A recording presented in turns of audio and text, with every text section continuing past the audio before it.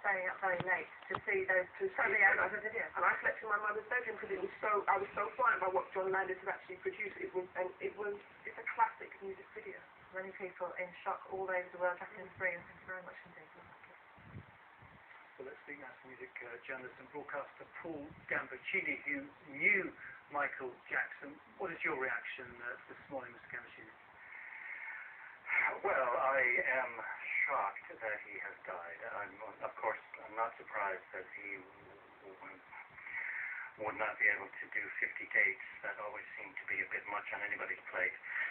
But you didn't expect him to die, and you wonder if stress from preparing for this event contributed to this collapse.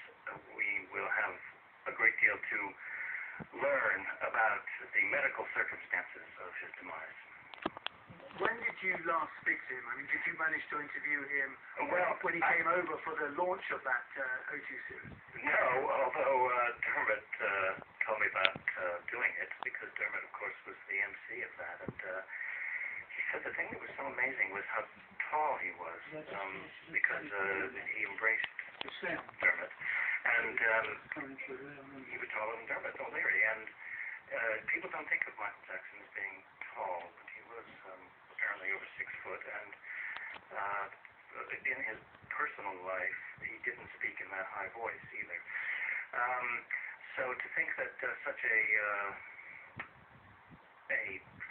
tall man has been felled like this is quite something. And musically, where do you place someone like Michael Jackson? He is definitely one of the greatest stars of recorded music.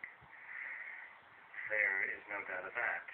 He would be in the top 10 of all time, regardless of who the other 9 people were. But you also have to remember that he went through different stages and owed some of his popularity to collaborators who I'm sure will be feeling particularly struck tonight. Quincy Jones, of course, with whom he did the great trilogy of albums, Off the Wall, Thriller, and Bad. Thriller is still the all-time best-selling album in the world, and bearing in mind that record sales are in decline as people get their music from the internet, it's almost certainly going to be the all-time best-selling record album. And he had his historic string of hits at Motown with the Jackson 5. When they began, Berry Gordy demanded that his writers and producers come up with a string of number ones for them. He said, I want number ones at the first 3 singles, and he got number ones at the first 4 singles. I Want You Back being the first one, it's still classic, and there's no doubt that the records will be listened to for decades to come.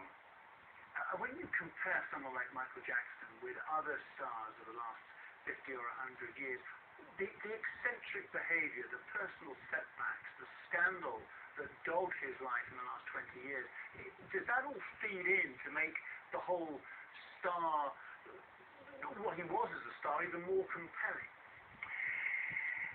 I will give you an analogy.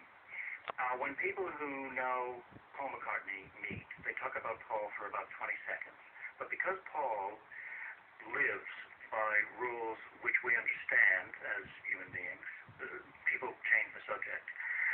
When people who meet Elton John meet, they talk about him for a long time because Elton has always been a different type of person living by different rules.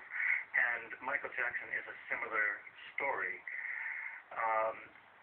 And he's one person whom no one completely knows, because there are parts of him that were exhibited with different people under different circumstances.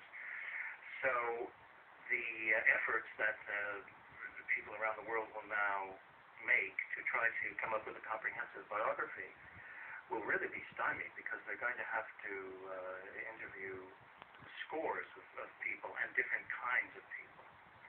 And you think back to the death of Elvis Presley, you look at the fans already gathering down the streets of Los Angeles now, and the fact that in the 21st century, Michael Jackson is known to so many people. I mean, what sort of impact do you think it's going to have on them? I mean, can Can you quantify the numbers of people who know and are fans of Michael Jackson?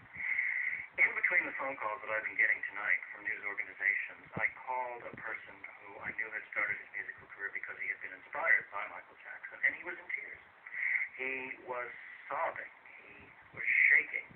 And although it will sound corny to people who don't share this affection, there will be probably at least hundreds of thousands and maybe millions of people in the world in the next 24 hours who will have extreme emotional reactions. This is world news story number one at this moment. I know it's number one in Japan, for example.